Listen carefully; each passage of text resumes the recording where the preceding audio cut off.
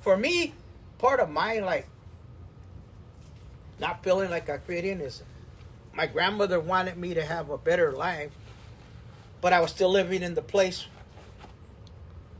of poverty. Right. So she sends me to a place in a Catholic school that wasn't poverty. I don't know if you can understand that. Yeah. Bunch of middle class people. Yeah. They all got lunch pails and thermoses and big sandwiches of lettuce and tomatoes and cut carrots and celery and I got a brown lunch bag with a burrito and a cookie and a banana that looks right. At that time, it was probably 85% white. Okay. And then 50% different. Okay. And you go to a brown paper bag and the kids make fun of you. And this is one of the things that really, like, I didn't know was one of the things that abandonment that hurt me was I told you my mother died when I was 5 from leukemia. Okay, yeah. And my father was in San Quentin. So I was raised by my grandmother, 3 tias, and a little sister. Mm. So the kids at school used to tease me and say, oh, there's the kid that has no mother, was dropped off by the stork. And my grandmother was one of those old religious people, yaqui lady. Yeah. Lit candles and told me I couldn't fight with them. I had to forgive them. I had to pray for them. You're right. And I stuffed that all those years. Yeah. And later on, when I started to fight, be from the neighborhood, it all came out. That's the best way I could describe that. Yeah. How's that? Oh, that pent up fury. How's that? Yeah. I had the same experience at St. Mark's, man. I went to St. Mark's. Me too. Yeah, and Father Hoban hated me. He was gone before you got there. Yeah. Father Perry loved me. My primo that had just hopped the border, dropping me off, and white kids making fun of me and shit. Yeah. He would drop me. I would walk next to him. He'd be on his bike. Yeah. So when you're going I understand to that. white middle class kids, that's so this is another thing that messed me up. So I'm going to this majority white Catholic school. I had a nun that used to hit me with a ruler at least 3 times a week. Oh, wow. Me. Yeah. And then you could tell I was the indicated person to hit. Yeah. Because I was the only one fucking getting hit. Excuse my language. Right. You know what I mean? And it's like, that's 10 I learned not to feel at 6 years old. Because when she would hit you, if you made a noise, you got hit again. So I would put myself in a place where when she hit me, I wouldn't feel it. So I learned not to feel at an early age. Mm. And what I thought I could do was get good grades and maybe they would accept me. So I was an A student for 8 years in this school. Right. I never got the award that they give away every month for the best student. Kids with B pluses and A minuses would get them because they have mothers on the PTA and I didn't have a mother. Yeah. So then again, me feeling wounded. Right. I was never broken. I was always wounded. Right. Not a broken person. Yeah. Well, they got mad when I told them Columbus didn't discover America. Yeah. And this you? And this in the 70s, you say? Wow. I told them Columbus didn't discover America. Oh, wow. And I got in trouble. Yeah. Got suspended. Yeah. Because Columbus didn't discover America. Yeah. There were people already here. Yeah. That's how I grew up. In elementary, that's pretty wild back then, too. Back then, you were ahead of your time. You couldn't speak anything but English. If you spoke like Spanish, German, because there was other kids that had white skin, but they spoke other languages from other countries, and they got hit too. Yeah. Well, trip out. Who's the big statue they have in the courtyard? It's Juniper Serra. He was the one colonizing all the Indians here. Mm-hmm. This is, we're just that's what I said. They took our religion and made us Catholic. Yeah. That's just a known fact. Yeah. That's what the missions were about. They're all the way down the coast of California. Right. Earlier when we were talking about, you talking about some of the gang raids and the police raid and stuff like that, you mentioned about addiction, and how it changed the whole community and how it just fucks up the whole program for a lot of people in poverty. Is that what kind of inspired you to do some of the, the work that you do right now? Well, I'm in a 12-step fellowship, and I haven't used any substances in 23 years. That's what's up. And I remember being told, don't talk about it, be about it. The last time I paroled from prison, they had a program called JDIF, where the state would pay for you to go to college. So I signed up for Santa Monica College and I went to school. Oh, wow. And I got to go to another school, prestigious school in Westwood. But I couldn't afford it, so the professors there liked me and they knew what my background was and my story. So they would make me the teacher's aide so I could take the class for free.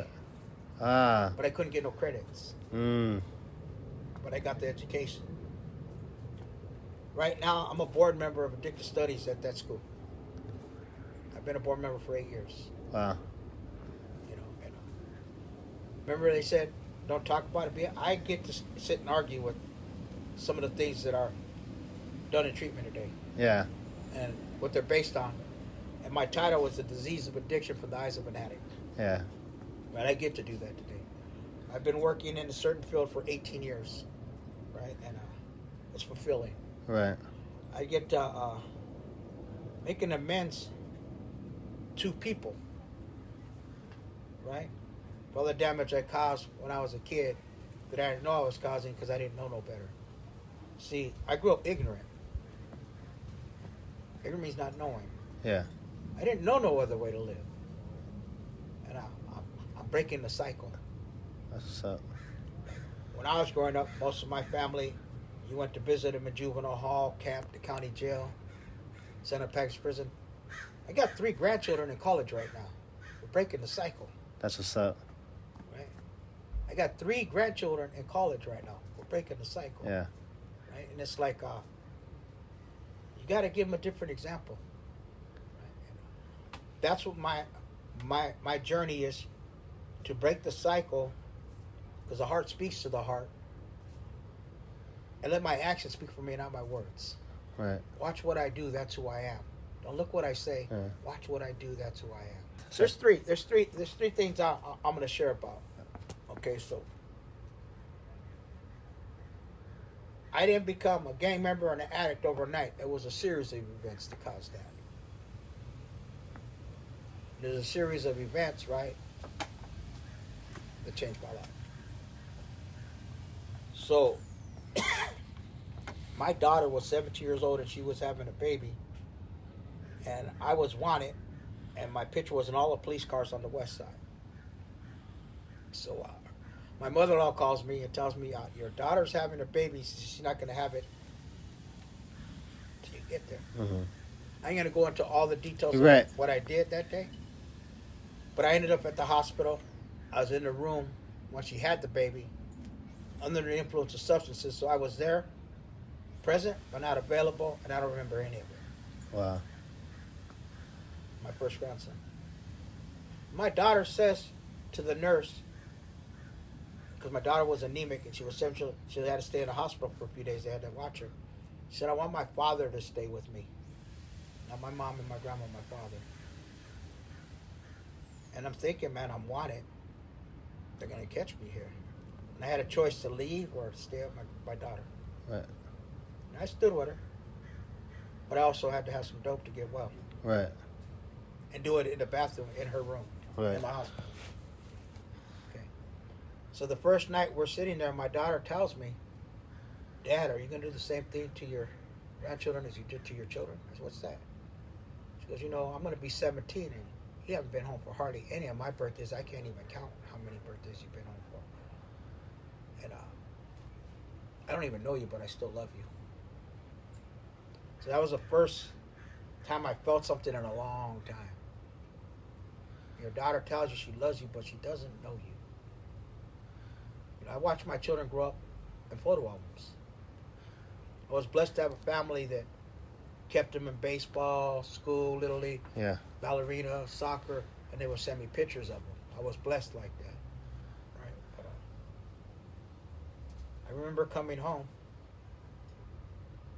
and my other daughter, I was at Oakwood Park, sitting there with a bunch of drugs and a gun. And my daughter pulls up and asks me, can I take you to breakfast, Dad? I don't know if I'm ever going to see you again.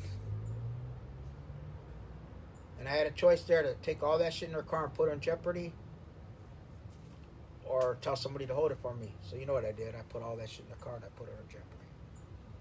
So we went out to eat. I remember eating. And I'm trying to pay, and she won't let me pay. She said, "You're gonna need your money for later. I'll pay." That's what she told me. When you start hanging out the park, my friend should be there, not you. You know, that was the second event that where I felt again. Mm. The third one was when my grandma Weta died. You know, I was in prison one more time, and I had got clean for a minute. I was doing good, and her blood pressure went down. She was able to eat again. She was able to sleep again, and then I relapsed and I went back to prison. Mm. You know, she got cancer. You know, I remember they called me out of my cell. It was at 10:39. They said call home, and I already knew it was home. And I called, and my tia Linda answers the phone, and she says, "Yeah, we brought mom home tonight. She's gonna die tonight, and she didn't want to die in the hospital. She wants to die in her own bed." And I said, "Let me talk to her." My aunt said, "Well, they gave her some medication. She probably ain't gonna know who you are." And I said, "Just put the phone by her and let me talk to her." And instead of saying my real name, I said, "Hey, this is so and so." I said my nickname. She hated that.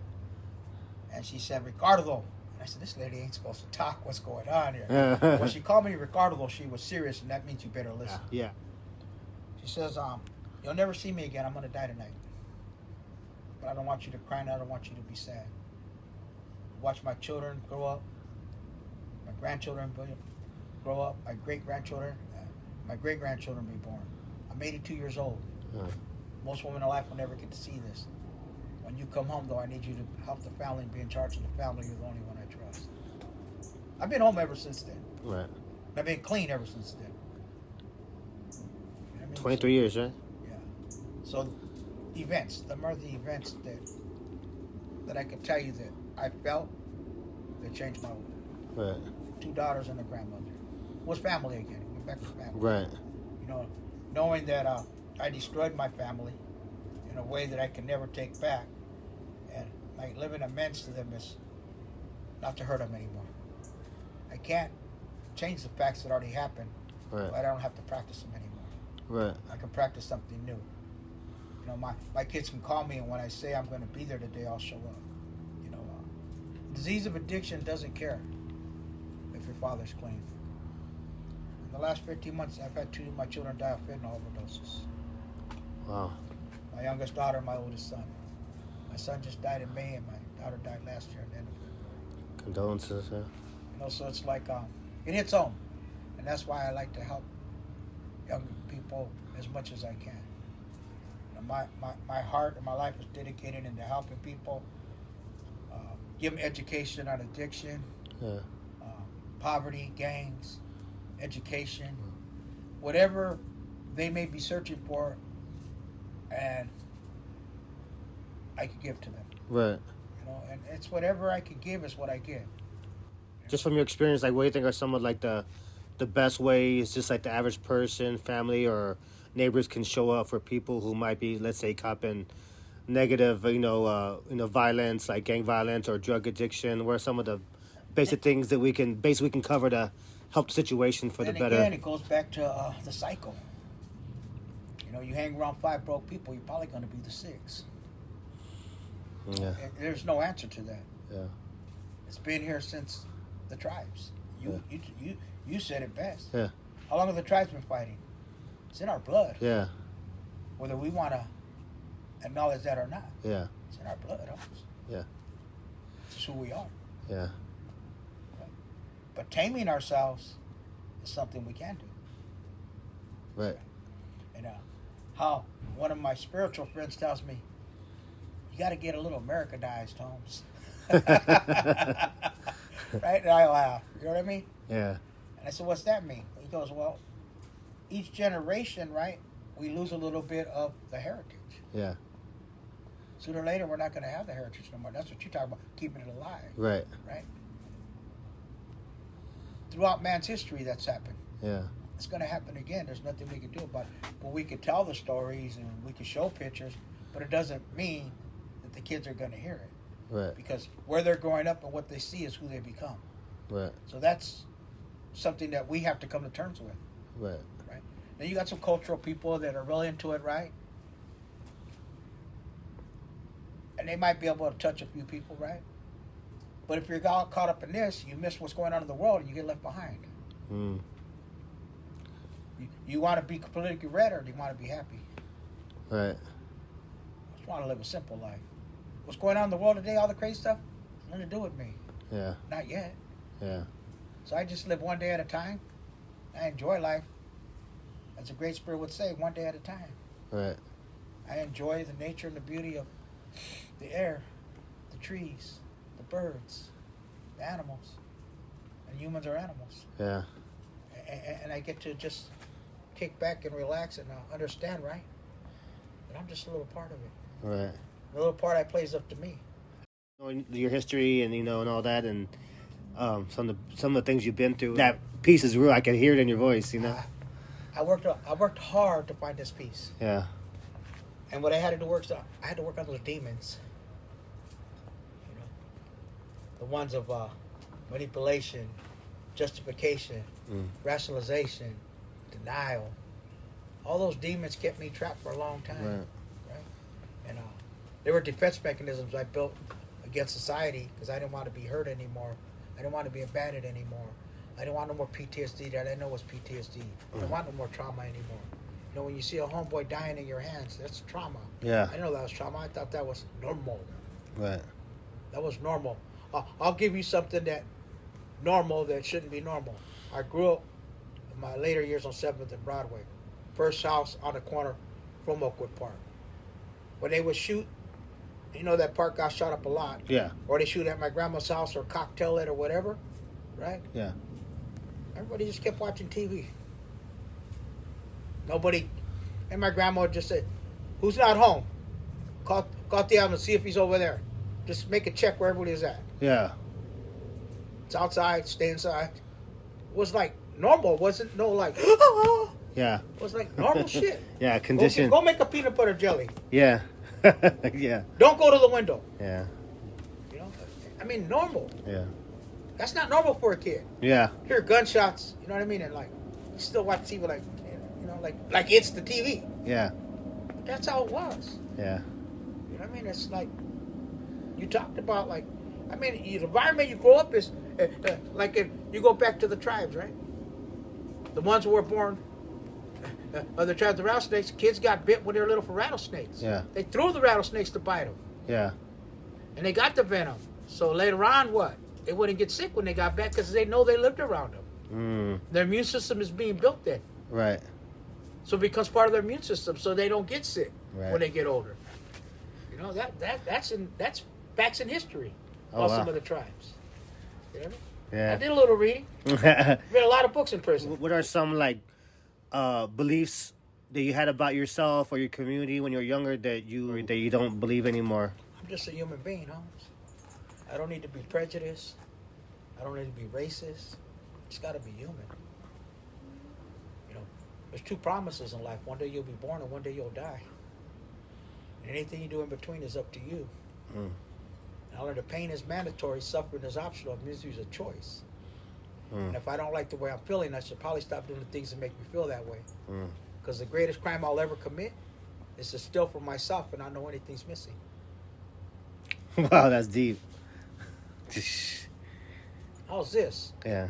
When I used to wake up in the morning, I had two choices. Felony or misdemeanor. I still got two choices. Yeah. I could pray to that power greater than myself and that higher power, or I can plot. My two choices every morning when I wake up. This is my prayer in the morning. Pinch. Look at the window, no bars. Yeah, it's true. Yeah. Thank you, higher power, for waking me up this morning. Let me be on the wake-up list. What I got to do for you today to stay on it. That's my morning prayer.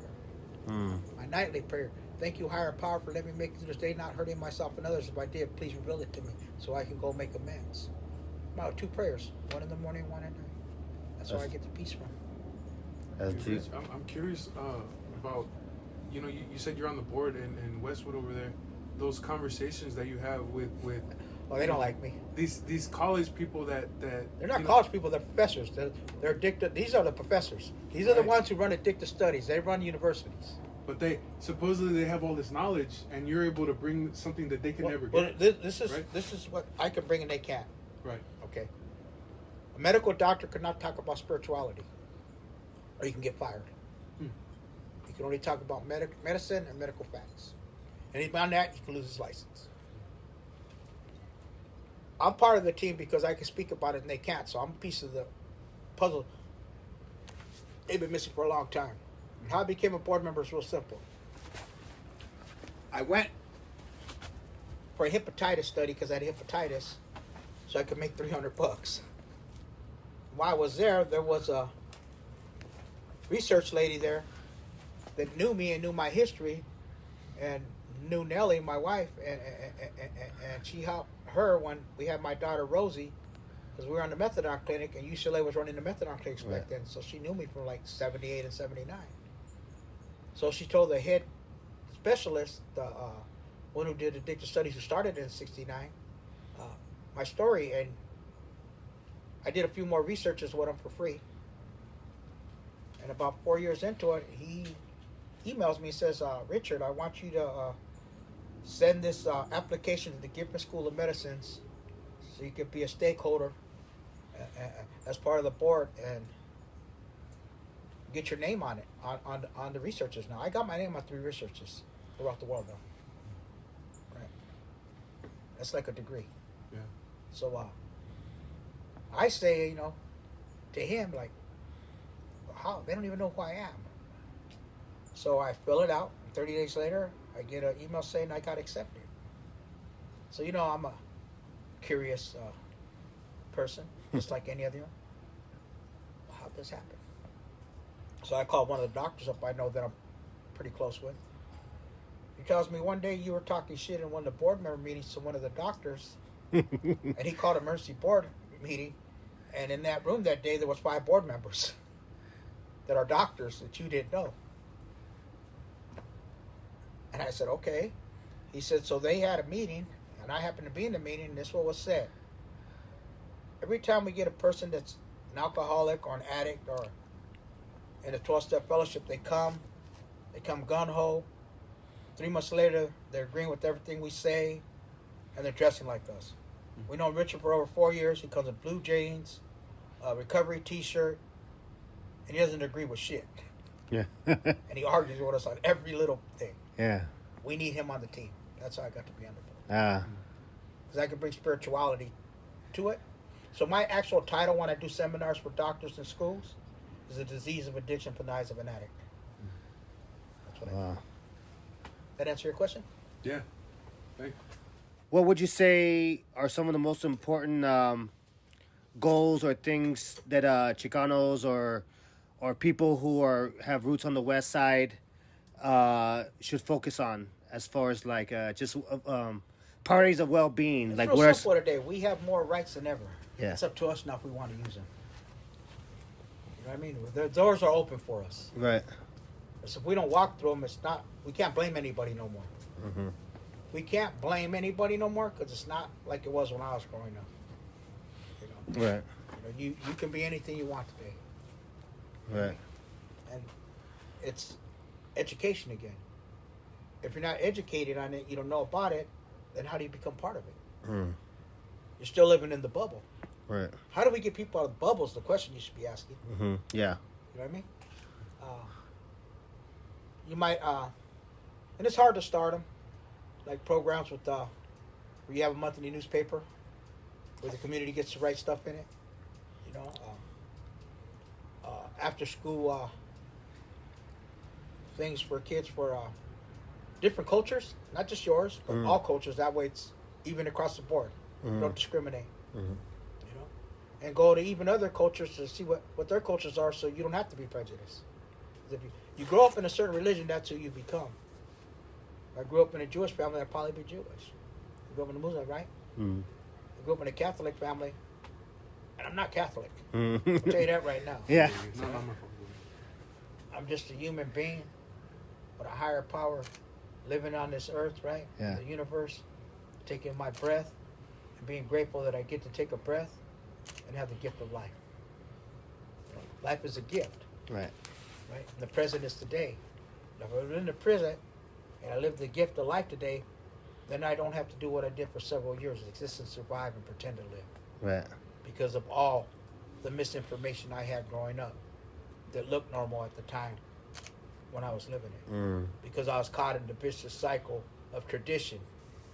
Right. A lot of traditions no longer are good for us. Yeah. We got to come to terms with that. Yeah.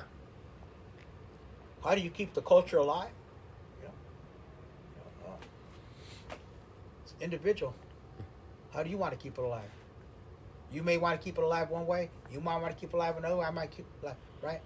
But until we start to agree with each other, nothing's going to happen. Well, us three will argue about how it should be done and never do nothing.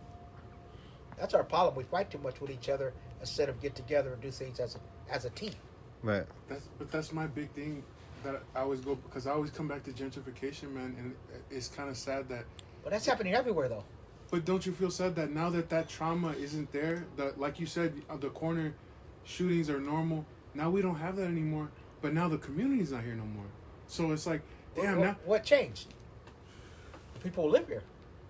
If we were still living here, you still have shootings. Yeah. None of us live here no more. Well, it's not the poverty, right? Nobody lives here no more because they can't afford it. Yeah. It ain't nothing to do with poverty.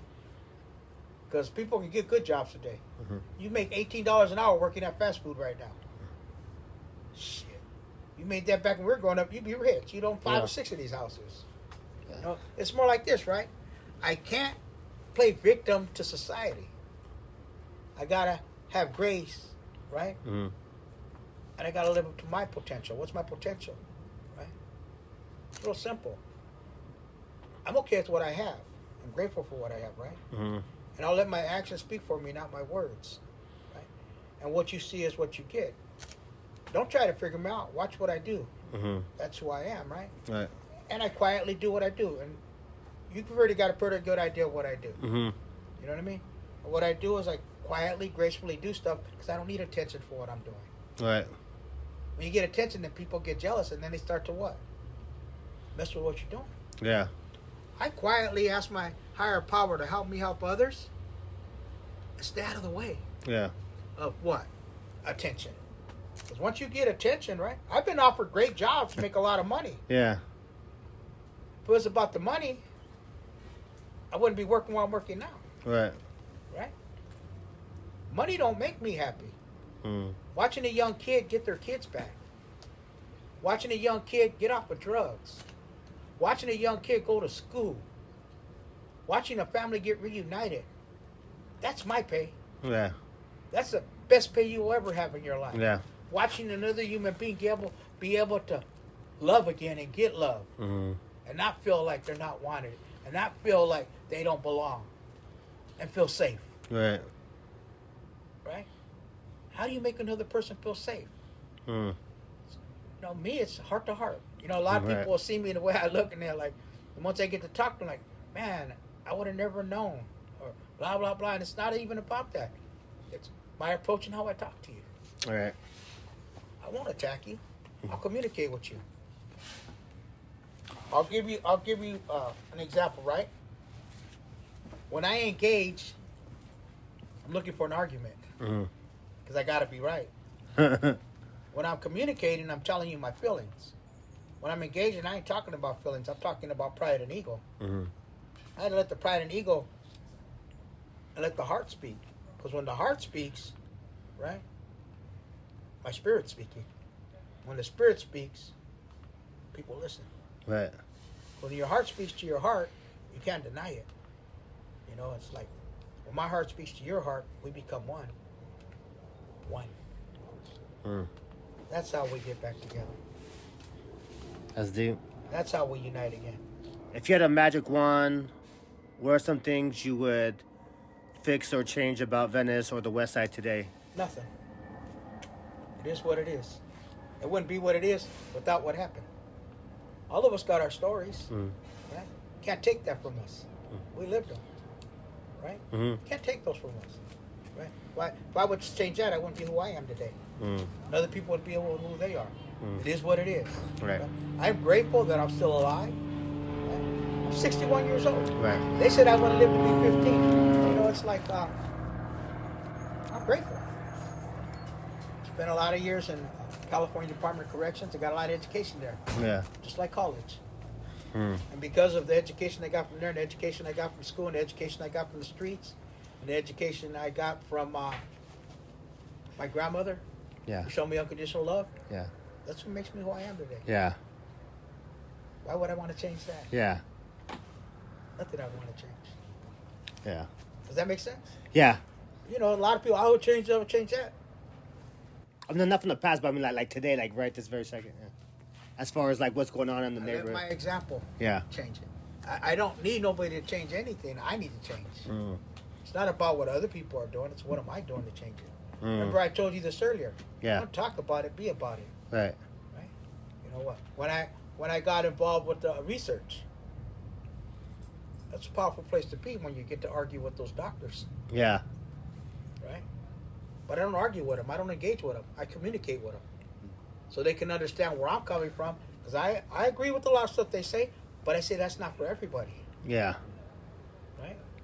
Can we give the person an opportunity to make a choice instead of making choices for them? Mm. See, we're so used to controlling people and making choices for them Right. that we become robots.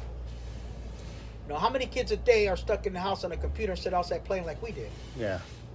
That's another thing we got to look at. Yeah. You know what I mean? They might be smart in that, but they ain't got no street smarts. Yeah. Green as the grass. Yeah. You know what I mean? You know, it's like, again, how you raising your kids starts at home. Right. Yeah, it starts at home again.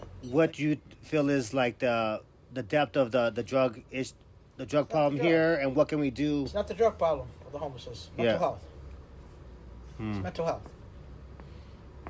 People use drugs because they don't know that they can use medication for their mental health.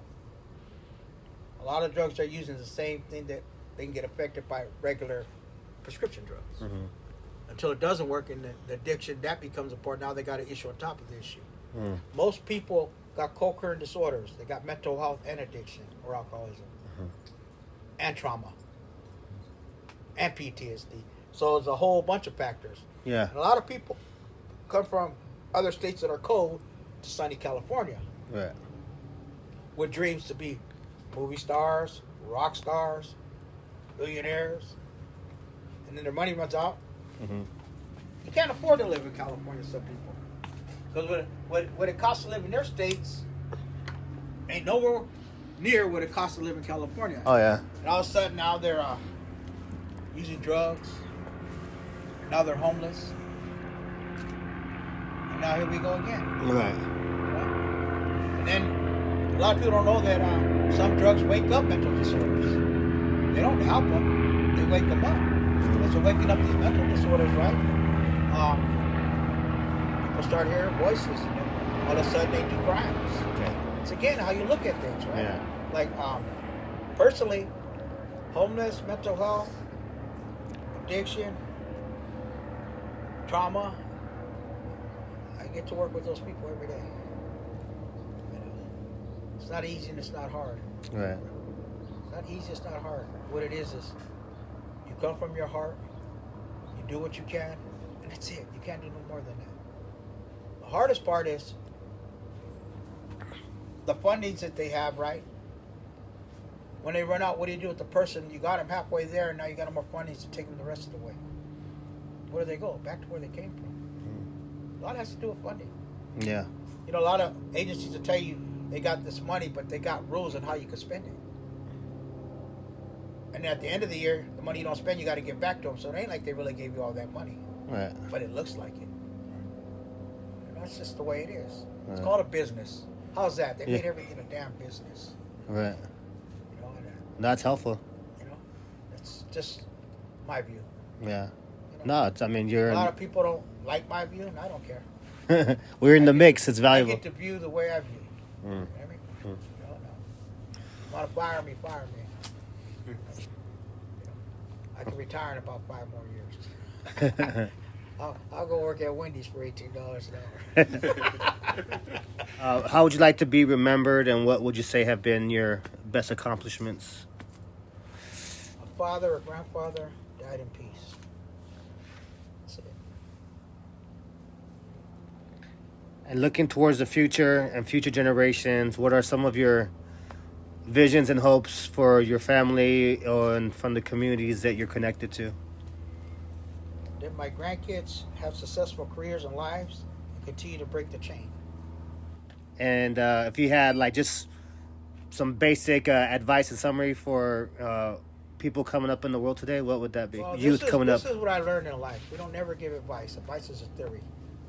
We have experience, strength, know things we've been through.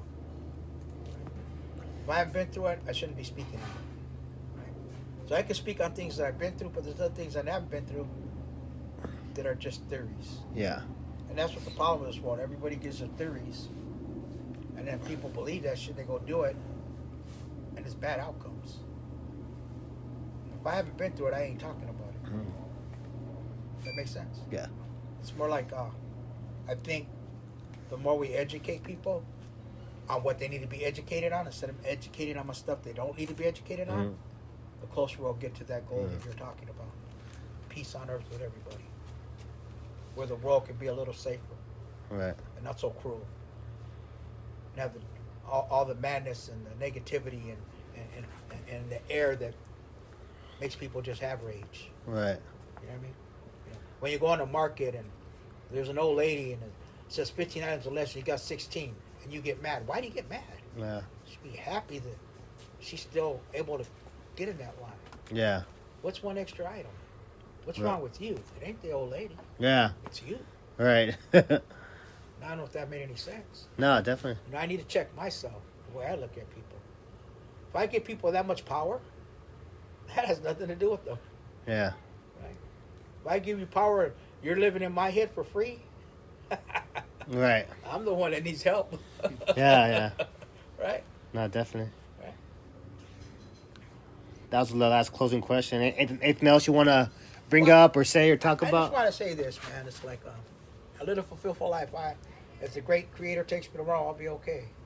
I mean, and I just hope that I said something today that might open somebody's mind and like learn that life is short. And one day you'll be born, and one day you'll die. But whatever you do in between is up to you. So don't be afraid to make choices and don't let fear rule your life. Have some faith in yourself and get rid of the word can't. You can do anything you want as long as it's not a fantasy and it's a real dream. Right. And you meet your baby goals, because you got 3 sets of goals. One's a baby goal, one's an intermediate goal, and one's a long-term goal. And I can't reach the long-term goal trying to take a shortcut. I need to go through the pains and the miseries and the suffering of life, right, to get to them. And as I do this stuff, right, I understand that some of that stuff I thought was painful wasn't painful. It was fear. Part of that suffering I thought was suffering, it wasn't suffering, it was my insecurities.